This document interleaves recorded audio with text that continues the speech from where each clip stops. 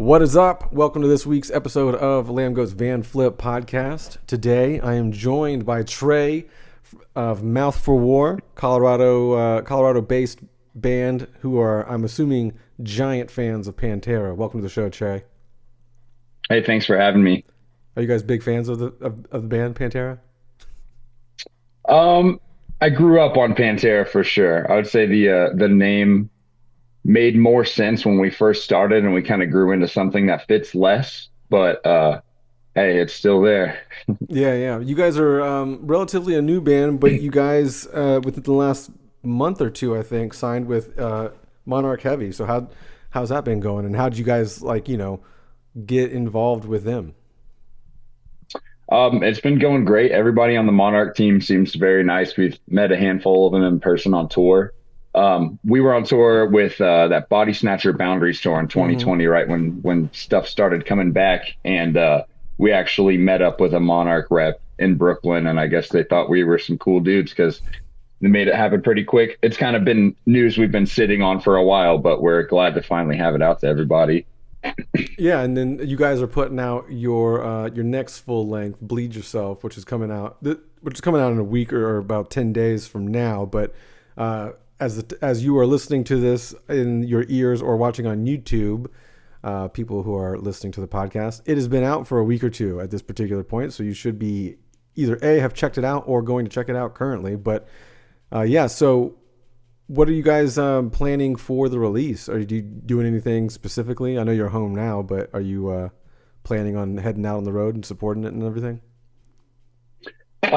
We don't have anything like big tour wise planned right now, just because the shitty season it happens to be. It Yeah. gets a little scary being from Colorado when it gets deep into the winter. Everything's like a 10-hour drive, but we do have some really cool shows lined up. We're doing our official release show with Mugshot and some local friends. November 25th at the Black Sheep, which is just the coolest venue ever. So we're super stoked about that. And then a couple weeks later, we have a top secret show that we haven't announced yet. That's going to be absolutely insane. So Awesome. that's And also going to be out here in the mountains. So cool. And when like your slow season, is that something that kind of like happens for a lot of you guys out there in like the mountainous, colder regions when it comes to like, touring as far as like being a band from that area? Like, does it really hinder your travel ability? I mean, clearly the weather and inclement driving abilities are situations, but yeah. mm. Yeah, I would say only a little bit realistically being from here, because a lot of us don't really give a shit. We'll just do it. We've driven left at 1 a.m. when there's a snowstorm after a local like tour kickoff show. Um, I guess more realistically, it actually gets kind of shitty being from here and wanting to see bands and wanting your friends to come here, because that's the biggest part is people kind of stop coming here for a good Uh, 3 months. So we'll have too many shows to handle all summer and spring, and then everybody's too scared to try to come out here, which it isn't not understandable. It right. does get crazy, but yeah, that's the biggest thing. Having cool bands to go see as a local, it just dies off for a few months every year.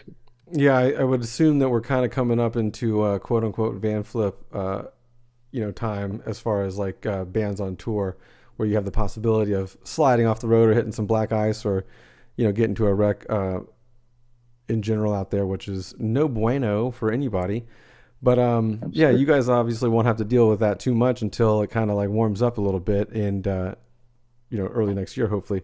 Um, so you guys are relatively like a new band, like we talked about. Go ahead and give us like just a quick overview of like how you guys came about, because I know you guys started doing some things like right before the pandemic, and then obviously the pandemic. We don't have to go super into that, but it did hinder you a little bit. So and you guys are now basically, like you were saying earlier, just hitting it hard. So yeah, let's go ahead and like, how did the band come about? Like, how did Mouth for War start?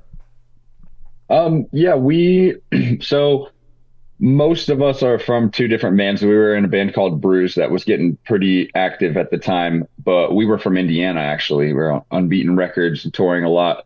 That band was kind of coming to a close, and we had played in Colorado probably 5 times. And the last time Bruce played here, we were like, we should move here. Like, this place is awesome. So I was living in Indiana and I started writing what was going to be Mouth for War, and I already knew who was going to be in this band and how things were going to go down. So it was very pre-planned and with the goal to hit the ground running and not have any buffer time between like our old band because we were not trying to lose any of that, you know. Yeah, Steam. So yeah, as soon as we moved out here, it was time to learn. I have these songs ready to learn. Let's play some shows. And right around when we were putting out our first EP, our drummer met Scott Lee that runs 1126 Records at I think So What Fest, and he gave him his number. He's like, I don't really know this guy. I'm going to send him this EP and just see what he thinks about it. He called us immediately. He's like, let's rock. What do you guys want to do? Send us a plan. What are we doing with this? This shit's badass. So meeting Scott, signing to 1126 pretty much right off the bat was a big upper for the band, getting us going kind of quickly. And yeah, we just started with that first EP. We started touring and just drilling as much as we could. And I think that's has played in our favor for sure and where we're at now as a band. Yeah, the EP was an ear kept to An ear kept to the ground. There it is, yeah. And then that's the only kind of release you guys have put out as a band, right? Like just the EP, and then you have the new record coming out. No, there's an LP that we put on 1126 called Life Casting Glass. Right. I gotcha. I did look that up earlier, so I apologize for forgetting that. No worries. Because I would have said debut album earlier in the day, or earlier in this 5 minutes ago. But either way, I digress. It'll happen every podcast, Trey, so I'll goof it up one way or the other. But anyway, you can't know everything. No, I can't. There's so much, and that's why I meant to say beforehand, because you guys are such like a newer band for the most part in the grand scheme of like Lambgoat goes. There's so much that comes through on a daily basis that it's almost impossible to keep up with everything. Even though like I may post something, I may not like ingest it and retain it for a long period of time because it's just like 20 stories a day are coming flooding in, or or whatever. But either way, so what is the difference between? Have you noticed any differences between like the Indiana scene where you were at previously, and then the Colorado scene where you're currently at? Like, was that also a reason why you moved, or were you just like a big fan of like, Colorado and like smoking weed and just being in the mountains and stuff? I mean, all of the above for sure. But yeah, Colorado has a super awesome scene, and we played, like I said, we played out here 4 or 5 times, and I think every time it was cooler. We were playing shows that we could never even imagine playing in our hometown, but our old band was from like an actual middle of nowhere kind of place and not a city. So we had to work a lot harder to do any of the things we did in the few years that we were a band. So that is also definitely a big booster where moving out here and having just a very large backing here, starting out as a band and everybody already thinks we're cool. Like, not starting out where nobody knows that we're even people because we're from a cornfield. Right. But yeah, Colorado scene absolutely rocks. I'm not trashing the Indiana scene because honestly, since I moved away, it's been very cool. I feel like right after I moved away, they started building some really cool stuff. It was a little dead when I lived there, but now it's a place that I can look forward to going and playing on tour because I'm not from there. It's a fun stop now, but yeah, Colorado scene rocks, and I'm super proud to be from here. Yeah, I haven't made my way to see any kind of shows out in the Colorado area, so it is on the list just because, in my position, you do get to hear about these little pockets all over the country that seem to be doing a little something here and a little something there, and you kind of make mental note and go like, I got to go there one day or something like that, but it's on the list. So Trey, when you were talking about writing the songs and whatnot, you're labeled as the vocalist for the band, but do you currently write the material too and then just kind of hand it off to the other members, or is it something like you guys collaborate on together after you like think of an idea? Yeah, I write pretty much everything. There's like a couple riffs across the board and the old stuff that were like thrown in that I built off of, but I'd say about 90% of everything is written by me. And then our guitarist Gabe, at least on the new album, there's a lot more thrown in from other people than our old stuff, which I think made for some cool stuff that I would have never came up with. But overall, I'm the main writing guy. I just sit in my studio and pull stuff together. Is that kind of what you hope the band will be going forward, or are you open to kind of a more collaborative effort as far as songwriting goes, or as the band progresses? Yeah, I love when my guys throw in stuff because I get stuck with like little stuff, and Gabe will send me one little thing and I'm just like, I just built two songs off of this almost just because it opened my mind. I do think that because we've been making this music for a while now and we finally kind of figured out exactly what it is that we're doing, it'll probably be more so in the next record or whatever we do next. We've talked about even just like getting a cabin in the mountains and just trying to hang out there for a week and writing together. So I definitely hope that there becomes more of collaborative, but in the same sense, I think it is a good thing that a lot of bands do it like this. There's one guy that knows exactly what we're trying to do and keeps building off of that. But I think it'll be at least a little more collaborative in the next release. Is it did you decide to go that route because it's hard to find people to like start writing with, or did you find it easier to like approach, not approach, but like showcase your material to the world kind of, and then people like get a listen to it and go like, oh yeah, I could be involved with that. It's easier to find people that way than to just be like, putting a post-it note on a board somewhere and being like, looking for band members, call my number. For fans of this Um, band, this band, this band, call my number. for sure. I feel like most of the reason it's like this is just because how my brain works, really. I spend all my time in the studio because it's my job. I'm at home all the time. So all my other guys, they work in a kitchen or they work construction. So even if they wanted to try to get stuff done as fast as I am, I'm just like, yo, here's a song. And they're like, yo, what the hell? You already did this? Not in a negative way. They're always really stoked, but I just have the time and I have the ADHD Yeah. that makes me want to do just that or just stay in my little pocket of the house and just keep writing. So it kind of just happens like that. And do you ever like approach the group and they're like, that song's not it, or that idea's not it? I'm actually very lucky to say that I don't think so. I think the guys are usually pretty down with what I'm doing. Even parts that later on I'm like, damn, I shouldn't have done that. Why do you guys let me do that? But no, I think everybody really appreciates my writing style and it makes it work. Nobody's like jealous or like angry that they're not putting stuff in. I think they really enjoy just taking my parts and because they do come in and they do the recording though. So Right. I don't record everything myself. I do record some of it, but overall, um, yeah, I think the guys are appreciative of how I do things, and I'm lucky to have that for sure. You just said you kind of spend most of your time at the house and like, quote unquote, that is your job. What is your day to day job, or do you just like full time band guy just be able to live at home or live at the house? Yeah, just I record other bands, do a lot of mixing and mastering and stuff. I've actually been off for the last few months building a brand new studio in my house, so I even here in a few weeks I'll be even more so deep in that stuff. So yeah, I've been recording for about 10 years now. Okay, cool. And what made you did forgive me because I know you were working with the producer Grossman. Um, did you record a bulk of the current Bleed Yourself album that's coming out, or did you have another person record with you alongside Pete? This was the only one that or the first one that we let somebody else take the reins, which was Pete. He did all the engineering and the mixing, which was it was like scary for us at first because we did do everything else that we've put out and all the other bands that I'm in. That's how I do stuff. But we just felt like it was time to one put ourselves somewhere else where we're kind of locked in the studio together, and that was a big thing. Just not like, oh, come over for like a few days this week and we'll get stuff knocked out. We just wanted to be at a studio like as a band making a record like for the first time. How long were you guys in the And studio like that? just a week. Okay.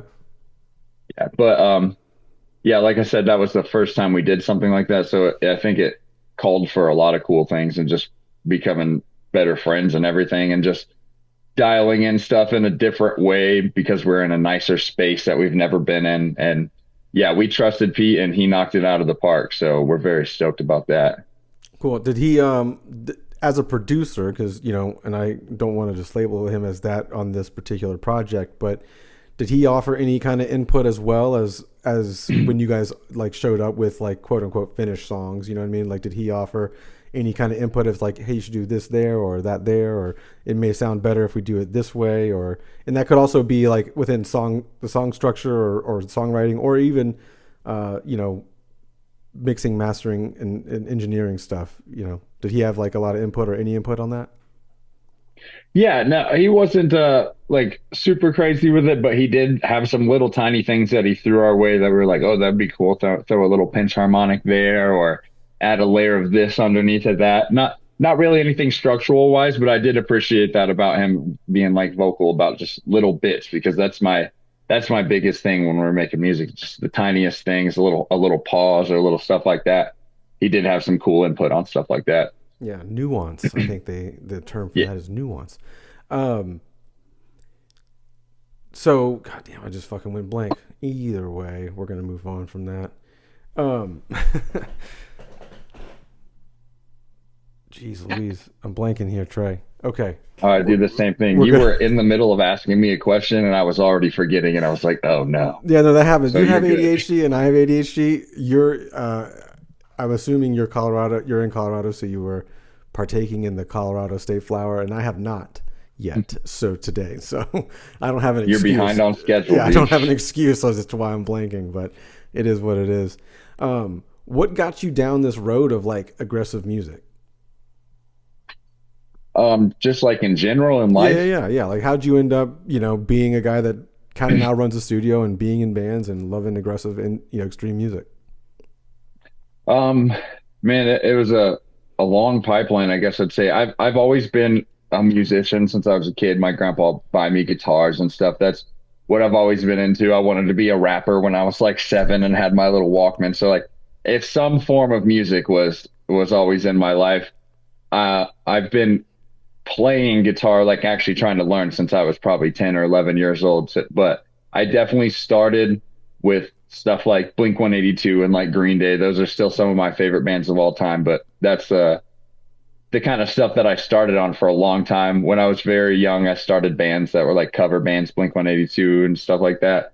And I think probably my brother had introduced me into some like slightly heavy bands like a Trae and Bullet for My Valentine. Honestly, when I first heard it, I hated the shit and I thought it was stupid. I didn't understand it at all. I was probably 12, 13, something like that. Yeah. But those kind of bands definitely started to grow on me, and maybe 15 or so, I started listening to metalcore, found bands like Asking Alexandria and Of Mice and Men, just like a lot of younger guys like me found that got us to where we are now. And I met some guys that were playing in a metalcore band. I started playing bass for them. And I think literally ever since then, it's just grown into something I never thought it would be, especially when I wanted to be a pop punk rocker. So, yeah, I think around 17 or 18, I was offered to do vocals for a band, which was something I'd never ever considered whatsoever. I had like yelled before and as a background guy, but never thought that would be a thing, which is also kind of cool because that band I joined at the time, Ocean's Gray, was the first band I fronted. Our Mouth for War's drummer was in that band. That's where I met him, and it's really cool that we've been able to play together this long. But I definitely throughout my teenage years was playing around with Audacity, just recording little silly things. Honestly, when I was in 8th grade, I made a whole CD on Audacity that I handed out to everybody. It was probably the worst music in the world. So I've always been interested in the engineering part, whether or not I knew what I was doing, but it's definitely grown from there. I've never stopped recording or tinkering with stuff. I've always had a bunch of shitty mixers plugged into each other, trying to figure out how to get it into my computer kind of Mm-hmm, shit mm-hmm. until I became an adult, started buying cool stuff, and here we are. Yeah. When you were offered the vocalist spot, like, and you really hadn't. I would assume you hadn't really found your voice yet, or you never really haven't even tried it. So like, how did you find like the voice that you currently use now?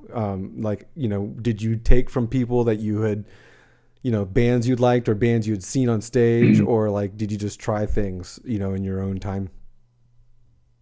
Um, Kind of both. Definitely when they asked me about that, I was would I said yes immediately, but never considered it. They were like, "You got to record with us next week." Where I had never even been in someone else's studio. They always joke. Mason always jokes because I woke up at 8 a.m. They were like, "Time to record," and I cracked open a Mountain Dew and I walked into the vocal booth, and they're like, "What the fuck is wrong with this guy?"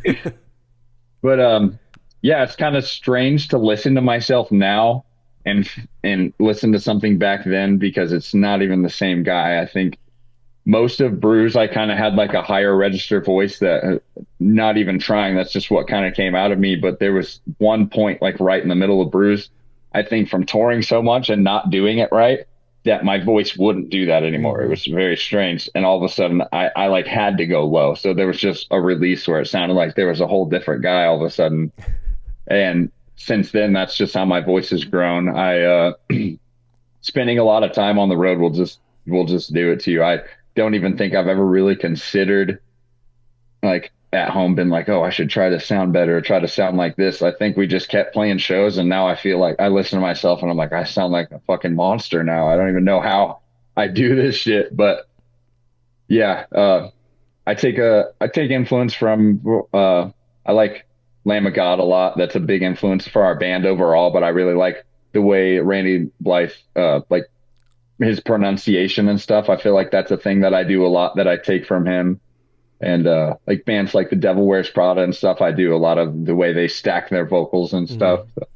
Those bands help me find my sound a little bit, whether or not I was really thinking about it. Yeah, because like when I listen to Mouth War, and this is no offense against the Devil Wears Prada, but like I don't really hear any of that influence, in the music part. But if it's something to do with the vocals, I can totally get that.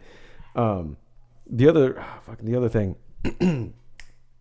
the dog just barking threw me off. But anyway, I don't know if anyone can hear that, but I was wondering if you could hear mine as well, but I guess not. what kind of dog do you have? I got three in here now, but We got two super mutts. One of them is uh he's a pit bull that's like a spotted cow, and we actually just got a hound dog mix. She's a puppy. She's just long legs, red hound dog, big ears looking girl. We have to get her a what do they call it? A test to figure out what she actually is when she's old enough. the 23andMe for the dogs.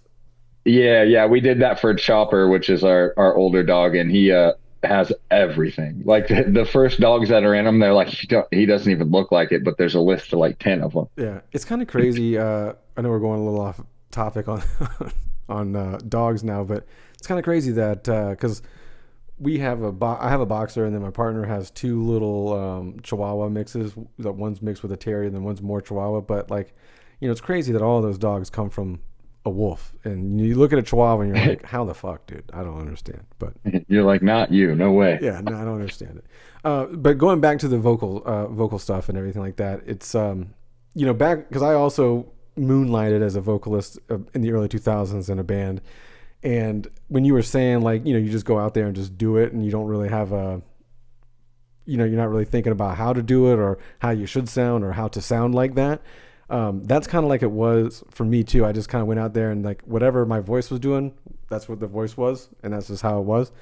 It's kind of cool. Like now, like fast forward 20 years, like you have people that are like teaching you different vocal styles, like that extreme metal vocalist David. I don't know if you've seen that guy on TikTok or Instagram or whatever, the extreme metal vocalist. He'll like teach you how to do stuff. His name's David, I believe.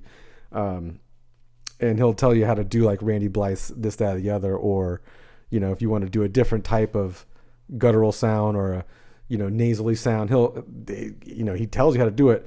I could never fathom doing that 20 years ago, trying to figure out how to like, do the vocals. But I guess that's what sets a couple people apart, when they put more time and effort into their craft.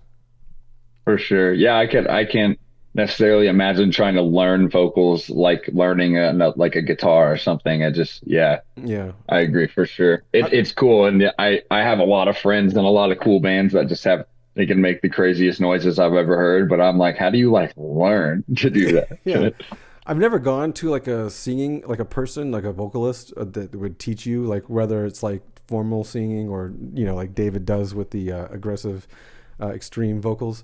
But I fear that like I walk into this place and she just says one thing and like everything clicks and I've been doing it wrong for 40 years, like I've never really heard my voice. That's kind of one of the things that also bothers me. But have you ever done anything like that? Like gone and seen someone for vocals, like in person or anything?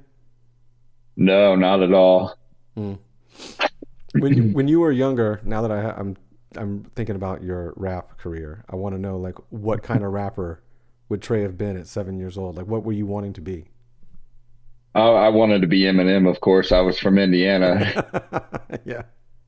Yeah, no, I had that I can't remember which Eminem CD it is, or maybe it was a burnt one with this bunch, but it was in my Walkman all the time, just jamming. I thought I was the coolest little guy ever. Do you still listen to any kind of like hip hop or rap these days?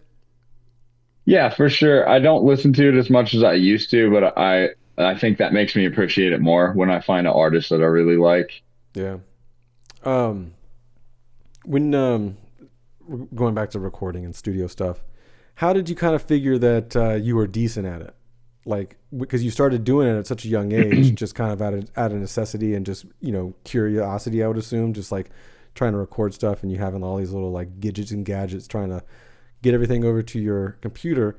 Like, how did it go from tinkering to figuring out like, oh, people want me to do this for them, or I could possibly do this for other people?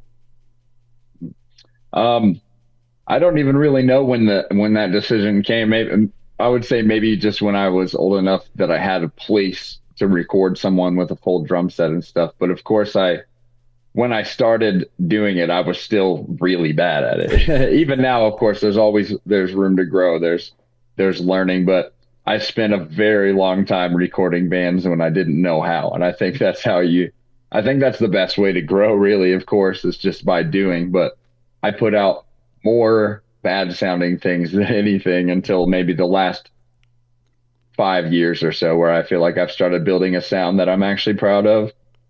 What are some of the other bands that you've recorded that some of our listeners or Lambgoat would know of? I've done all everything that Gates to Hell has put out. That's been mixed Okay, by me. cool. So all of their EPs up until the last LP, they actually came and did that LP with me. It's actually me playing drums on that record as well. Um, so yeah, I produced the whole LP that they did here in Colorado. Everything else they just sent to me and recorded in Louisville with a friend of mine. Um, who else have I put out recently? I do a lot for local bands. There's some cool Sure. local bands. If anybody wants to check out, we got Backlip and Lucked Out are some really cool bands to check out that I've done their recordings. Yeah, I mean that's kind of finding out those smaller bands is kind of where I was going at. But now that you brought up Gates to Hell, how did that like relationship kind of start? And how did you talk them into letting you record, or how did they approach you, type of thing?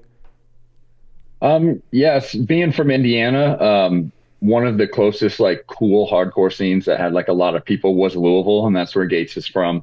I've been friends with most of those guys for a really long time, and a lot of them have, even before I moved, they've sent their bands to me. But I think originally Gates to Hell was not a band; it was just their guitarist Seth just making stuff. And he had sent me their stuff, and I did it for real cheap, just for fun. I thought it sounded cool, and then I guess over a couple of years, me not even knowing, they decided to make it a super serious thing and start hitting it. So I guess they just had me in mind the whole time. I'm super glad I've been able to do stuff for that band. It's probably my most listened to Mm-hmm. like recordings, and Yeah, I would I just assume. love that band anyways. So their music is badass. But yeah, and I'm actually going to be doing another single for them. It's going to be one of the first things I'm doing in the new studio I built here in just a few weeks. That's cool. Um, I'm just thinking. I thought about this earlier. I didn't want to ask, but you brought up your studio again. How much? And you don't have to tell me if you don't want to. But how much, if you could estimate that, have you invested in your new or the studio that you're kind of working with now? Um, where we're at now, which is done but not done. You know how that goes. Yeah. Just the building the stuff because we actually moved into this house and it was the rest of the house is nice, but the basement was just like a blank canvas for me. So we're talking flooring had to be done and like literally everything. Probably right now 5 or 6 thousand just fixing things, but it looks like a place now and it looks cool. I've got everything framed in with like bass traps and stuff that we built. So honestly, we're doing that's not even a high end number. I feel like I'm Yeah. lucky to have only spent that much so far, but And then that's there's not a whole including, bunch of gear. yeah, that's not including the gear, right? That's not including the equipment. That's just Yeah, including no. just the space. Okay. Yeah, most of the stuff like I already have obviously because I've been recording for a while, so I'll be able to start recording soon with the stuff I have, but there's now that I have such a nice space, I'm gonna drop way more money into like the nicest kind of stuff that I can get from here on. And the house that you currently have, or the house that the studio is currently in, is that something you own, or is it something you rent, or like how does that work? Because obviously, if you're putting all this money and effort and time into the basement and fixing it up, if like something happens and you guys got to get out in 90 days or something like that, that kind of fucking suck.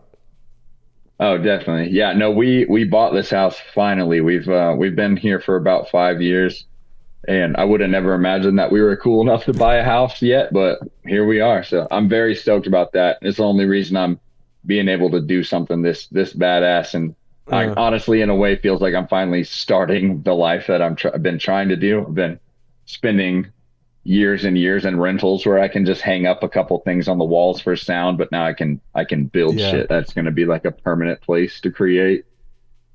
So is more or less like the Mouth for War house? Then it's like the band house. Yeah, for sure. This is where everything gets done. All of our bands get stuff done here, and yeah, it's going to be the coolest version of it that it's been.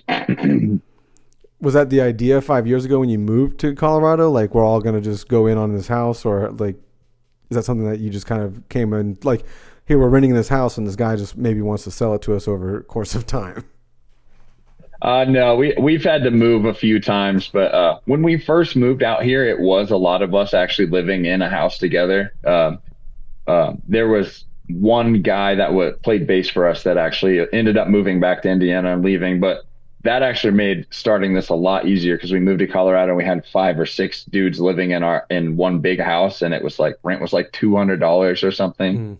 So, but yeah, a lot of our people have gone and done their own things, and now my wife and I have bought this house. But it's where all the action happens for sure. So the band doesn't necessarily stay with you; it's you and your wife's house. Nope, not anymore. Thank God. No Okay. more roommates. Yeah, okay. That's what I was thinking. I was like, oh, this is like a bunch of dudes hanging out in the house, which also seems like an ideal situation if you're in a band and that's all you really want to focus on. I remember like um, 15 years ago, I started hearing about that, like Born of Osiris and some other, like Veil of Maya, I think at the time, they all like kind of crashed in a house. And that was kind of like the thing.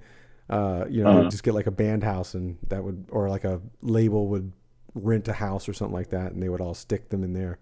So yeah, but I could guess that that would be a pain in the ass just living with a bunch of dudes, like 4 or 5 dudes all the time. You know what I mean? it can be for sure. Not. It was at least 3 of the Mouth for War members, and then some friends living there. But for sure, all I can say though, the guys in Mouth for War are the least of my worries. Like when we tour together, we always talk about how we're all just lucky because we love each other. We don't argue about shit, and yeah, I just have. Yeah, so I would say if I had to do that, if there's anybody I could live in a house with like that, it would be the members of my current band for sure. What's the longest stint you guys have done post COVID, like in the on the road together? We did that body snatcher tour, which I think was 40 or 45 days. So Okay, that was by far the longest tour any of us had done. okay. You don't have to spill the beans, but do you have something longer than that planned for 2024? Not yet, unfortunately. We just got back from about a month with no bragging rights, so we kind of burned that one in. But I'm sure we'll have something real planned real soon. We're just kind of a lot of things out in the open, a lot of things being talked about, but nothing locked in yet. Right, I gotcha. And to touch base back on like the mastering side of things and mixing, um, because I would assume that if I'm like, because I've also done some like digital audio workstations or workshop stuff in Ableton here or there in my time of doing music, and in my head I'm like, yeah, this sounds good, but I honestly have no fucking clue if it sounds good. Like not the music part, but like how the music sounds, right? Like, Yeah. and I've tried to do like research on like what frequencies should sit here, what frequencies are good here, like what should I do with this, where should all these the placement of sounds like low end, high end, what all the, and then it gets really crazy with spatial audio stuff if you really want to fuck with that. But I read like one page on that and was like, I'm not doing that at all. That's going to be way too much for me. So when did you kind of figure out that you were like have an ear for it? Because like I would never think I have an ear for it. Yeah, I think just like a lot of people in general, like just in any subject, grow and change and realize the former version of what they were doing was not the one. That's been a constant thing for me for sure. There's been times where I thought that I had an ear for it, but I'll listen back now and I'll be like, man, what the hell is that? So I don't really know when that clicked, but I will say that over the past few years, I've, like I said before, kind of started making the sounds that I thought were in my head. Maybe I think it's just a lot of just studying the other things that I enjoy, picking apart mixes that I like to listen to. Which I mean, one of my favorite like sounds comes out of Bricktop, which is where we did our record, and it's half the reason we went there, just uh, to build that relationship, but based off of just how many records I listen to on a daily out of there. But yeah, I guess sometimes you never really know if you have an ear for it until you do. Yeah. Who are some of like the producers that you would like to work, or producers, mixers, engineers, anyone that behind the board, like who are like a short list of people that you would like to sit either behind or sit with and work together? I would. We did our record with Pete at Bricktop, which I love everything he does. But Andy that works at Bricktop does a lot of the bigger things that come there. I would love to spend some time picking his brain. That guy is really cool. I think Josh Schroeder is a very talented producer that I would honestly I could even see Mouth for War trying to work with in the future. I think those are at least my favorite guys right now. Gotcha. Same question, but and we were just talking about what you guys have planned on tours and stuff like that. But like, if some bands are listening to this podcast by chance and they hear that you may want to tour with them, who would those bands be that you would like to like tour with in the next 12 months? Could be big or small, headliners or your opening. You know what I mean? For sure. There's a good mix. I'd say a band we'd love to see ourselves out with. We're good friends with Boundaries. I know that that's a matchup that we've wanted to make forever. I'm a big fan of Four in Hands. It's a band that we'd love to tour with. We've done some dates with Left to Suffer, and we've had so much fun with those guys that we hope that we're cool enough for them to take us back out, because those guys are doing some of the coolest shit right now. So Yeah. I hope those guys will give us a shout again. Yeah, if you befriend Taylor, maybe he might let you kind of like do some guest vocals on that Shavo project he's a part of now. Oh yeah, no, Taylor is a good homie. That's a good guy. That was one that I was referring to about the friends that can make some terrifying noises that I Yeah. don't understand. Yeah. That guy is the top one. But yeah, man, there's so many of them. But I would say Boundaries is our number one, just because how close of friends that we are with those guys, and just our music makes so much sense together. Would you ideally like to spend most of the time on the road, or do you have an idea? Like, 'cause obviously you're married and you have other things going on, but like, if you could, would you spend the bulk of your time out on the road? Oh yeah, and I expect to be doing just that for sure. We're just kind of figuring out what exactly the perfect next move is to kick off next year, and I'm sure we'll be everywhere, hopefully outside of the country as well. Nice. And Trey, how old are you? I'm 28, just turned 28. 28. Okay. And how long have you been married, if you don't mind me asking? We've been married a year on Friday. We've been together for about 10 though. Okay, so she's well aware of like what your lifestyle is as far as like coming and going for times that are at hand. Oh yeah, I will say that Mouth War. Everybody is shortied up in Mouth War, and we're all super lucky that they all understand. My wife is known. She plays in most of my bands. She's in all of my Okay. bands except Mouth War. So she does some small touring with me, and she was in Bruges. She spent 3 years touring absolutely all the time with me. She doesn't want to do it anymore, and she fucking hates it, and that's understandable. It's not for everybody, but she's extremely supportive, as well as all of our girlfriends. So, Um, or all of their girlfriends of right, my wife. right. Does she not want to do it? Because it's, I mean, and again, like you may have a perspective on that or not, but maybe you guys have talked about it. Uh, is it what are, like the differences between a male and female touring? Like, is it just more difficult for females, and that's why she doesn't want to do it? I mean, it's difficult for males too. It's difficult to be away from home for fucking a month on, living out of a van probably. Yeah, But like, there's certain things I'm assuming that she just doesn't want to deal with anymore. And do you know of what those are? for sure. Not that it was probably any of her like issue with it, but it definitely can be more complicated or just annoying to tour as a female. Fucking venue staff constantly like telling you you're not in the fucking band. That kind of stuff has happened all the time. Oh yeah. People are weird at shows, like, but more so for her, she loves animals. I love animals too. She wants to be at home and just have all the animals she can because she's at home just doing her thing. She has a lot of snakes and lizards and stuff, and she just wants to be here. And I get it. I have a really weird brain that for some reason just really loves being on tour. Just the constant repeat schedule just really works for me. But some people don't want to do stuff every day all the time. So, Yeah. which is totally understandable. And I'm actually very grateful because now I'm allowed to have cool stuff when she stays home and holds down the fort, and I'm super grateful for that. Um, if Mouth of War wasn't a thing and you weren't doing music, what would Trey be doing? Oh man, that's a hard question. I'd say this is a new thing over the past 2 years, but I've been training Muay Thai and I've been getting super deep into that. If I didn't have to leave constantly for like months at a time, I think I would probably already be competing. And I think that's all I would do all the time if I didn't have other things to do. How would you support yourself doing Muay Thai?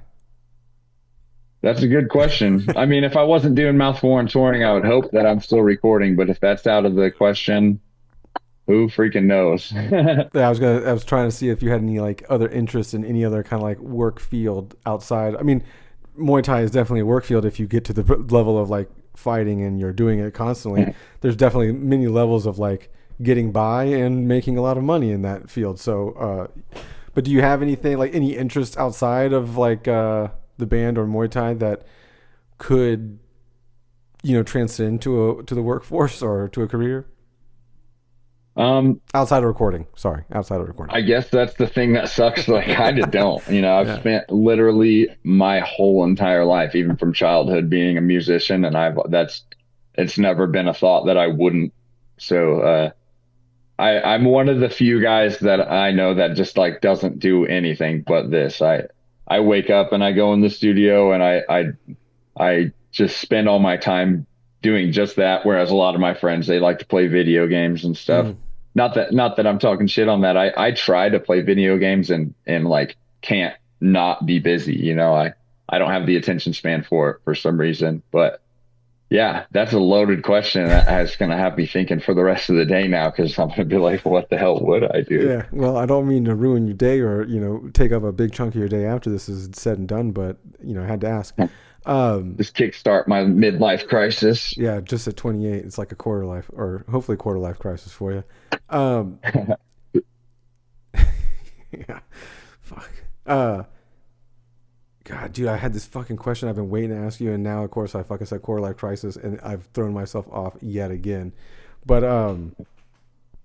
fuck, dude. Oh yeah, here it is.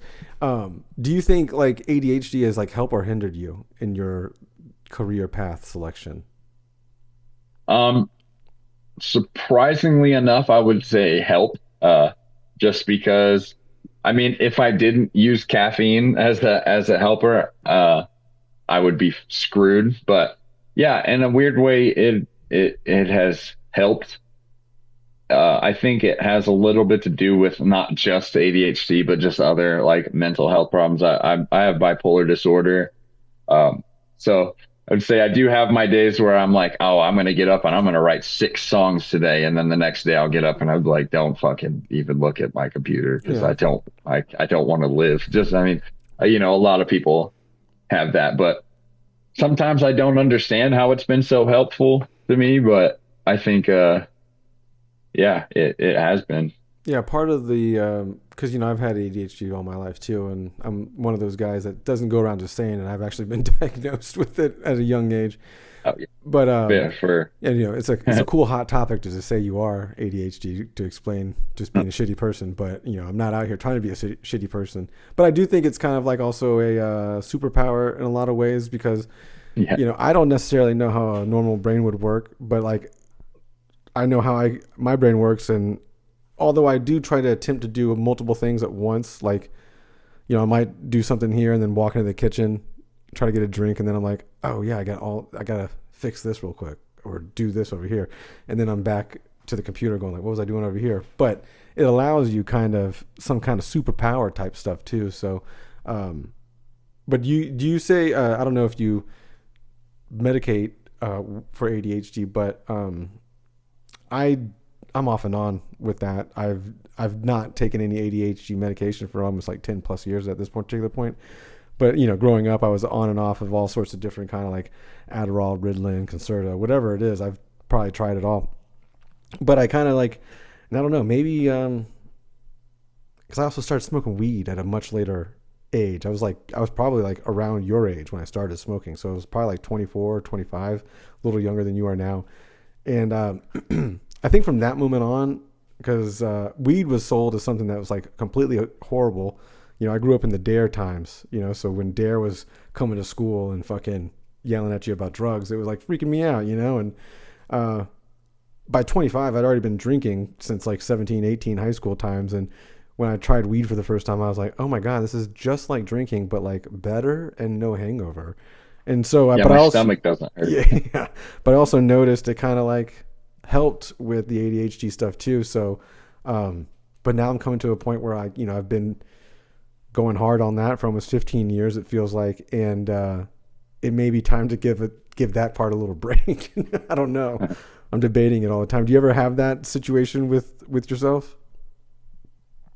Um, Not necessarily. I will say weed does actually, it probably is based off the last question, the biggest factor that kind of helps. And well, from the start of the thing that you just said, I also was on Vyvanse and stuff for all of my life. I'm like literally way too young to be taking that shit. So, Yeah, same. when I was the literal day I turned 18, I was like, one, I'm dropping out of school, and two, I'm not taking any of this fucking shit anymore. I'm not doing it anymore. It makes me feel absolutely terrible. So I haven't taken medicine or anything for it since I was literally 18 years old. So that would be 10 years on my part too. But yeah, I started smoking when I was 21, and that like in not a corny way, it definitely changed my life. It helps me. It does help you slow down and get in one lane, at least, even if it's just for a little bit, because I still do have Yeah. nonstop ADHD issues. Like, if anything, it helps me work on a lot of stuff at the same time, maybe whether or not that's that great of a thing, but I'll riffing on one thing and I'm like, oh shit, I forgot to add this one drum track to this other project and Yes. open that up. And then I'm like, oh, I need to go over here and like do something to my guitar. Like, so yeah, but yeah, the cannabis helps. It, helps me streamline, I guess, Yeah. in a weird way. Cannabis and caffeine mixed. It's the daily worker bee. Yeah, I have a love-hate relationship with, I don't want to say caffeine, but it's Coca-Cola. And it's Coca-Cola, the regular Coca-Cola, you know what I mean? Just I don't like Diet Pepsi or Diet I don't like Pepsi. It's not Coca-Cola. It's not I don't drink it just cuz it's fucking soda. You know what I mean? I'm drinking it cuz I don't know. I love Coca-Cola and I get the caffeine and sugar from it. But I have a love-hate relationship with that because it's super bad for you, obviously, and the amount that I can ingest in a day is insane, right? I could do like 10 sodas in a day. And, I don't know if it does the same for you, but like caffeine doesn't really necessarily like hype me up. It just kind of like levels everything out a little bit. And so that's why I'm constantly drinking it. And it's not like, if you've ever really tasted Coca-Cola, it's like not the best tasting shit in the world. You know what I mean? It doesn't taste like delicious. It does if you're addicted to it, like I am. And, the first couple of sips are like, oh my God, yes. But For that's addict behavior, So, um, but you were saying you were bipolar a couple minutes ago, and I was curious, does it ever kind of like, do you ever notice any of that kind of stuff seeping into the songwriting of the band? Like maybe one day you're feeling this way, and then maybe another day you're feeling that way, and then you listen back and you're like, wow, like on the sure. day that I was like this way, this shit is like lighter or heavier or different than normal. Do you ever notice that? Yeah, most definitely. And I think that's why a lot of the songs on Bleed Yourself are very they all have the same underlying theme, but I was able to kind of write about more things and like write about being angry and being sad just in that same sense. Um, and it was kind of like a helper for that kind of shit. There's some songs on the record that are just about beating ass, and then there's songs that are just like the saddest thing ever that I could have wrote within the same 2 day span for sure. But yeah, it definitely plays into how our songs come together lyrically. A lot, if I'm being real, sometimes I do it to myself on purpose. Mm. Like, and that was kind of a big thing for this record, and kind of like the I don't not metaphor. I don't. Like I said, it dropped out when I was 18. So the word I'm looking for is slipping me, but the whole bleed yourself thing was kind of played off of me doing that shit to myself on purpose. Mm. I felt like I had almost said everything I wanted to say when we wrote Life Cast in Glass, and most of those songs are kind of the same thing, talking about my sister that passed away. And this with this new album, I kind of had to make myself feel like that again, even if I didn't want to. Oh, So gotcha. there are a lot of things that I was listening to something on purpose that kind of hurt me, or um, intentionally not pushing away some thoughts that I had avoided for the past year or two, to just let it happen. And some of the songs came out really dark and interesting because of that. Yeah. But did your sister pass recently, or was that something that happened like later on? My sister was killed in January of 2020. Oh, you say killed. I kind of want to ask, but don't want to ask. So I don't know if you want to talk about It's it. okay. Okay. It's literally what it's all about. This is literally what Mouthful War is completely about. So anybody that asks about that, I'll let them know, because a lot of our songs, I kind of write and let this stuff be public. So I hope that anybody that goes through something like this could, maybe feel better or take something from these songs. But yeah, at the beginning of 2020, a group of boys was chasing my sister and rode her off a road and flipped her car and killed her. Holy crap! How old was she? She was 19, And how old were the guys? Do you know that? probably the same-ish age. Nuts. That is nuts, dude. That's a nutty story. So they were just like messing with her via the car, or did they know each other? Yeah, it very odd, complex story that still I don't understand, and is still kind of Mm. ongoing with like the legal system. But there was some type of a fight or something at a place where they were parked, and my sister was like, "I'm getting the fuck out of here." And I guess some guy that they didn't like jumped in the car or whatever, and they just chased her through a country road, and she wasn't exactly a good driver. So Mm. Well, I am sorry to hear that, brother. That seems like a whole. One day you wake up and you don't expect that to happen, and obviously things happen yeah, like it that. changed everything for sure, Yeah. and to this day, probably forever. And so she was almost like 10 years younger than you, right? Um, this was what fucking year is it now? 20.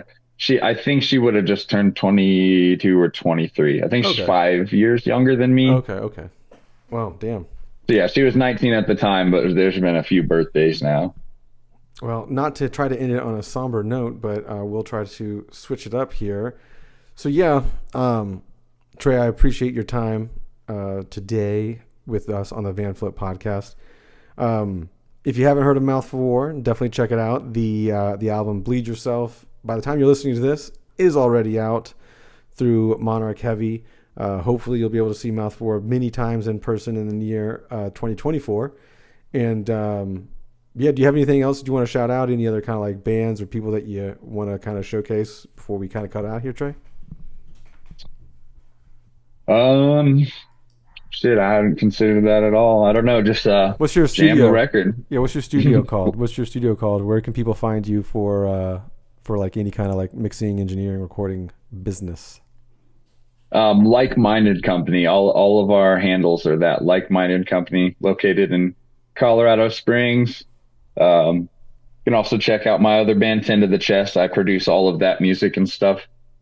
Um, yeah. If you want to check out some cool bands from out here, we've got Destiny Bond, Moral Law, Backlip, Lucked Out, um, Cherished. We have a lot of really cool bands out here in Colorado. I feel like are definitely worth listening to. Awesome. Yeah, I mean, you were talking about the scene earlier, and that's kind of one of the scenes I've been hearing about in general. So, yeah, if you are in the area, stop by, check a show out, or just check a band out. Trae, again, thank you for joining us today on the Band Flip, and yeah, check out Mouth for War. Awesome. Thanks for having me. It was a great time. Thanks, man.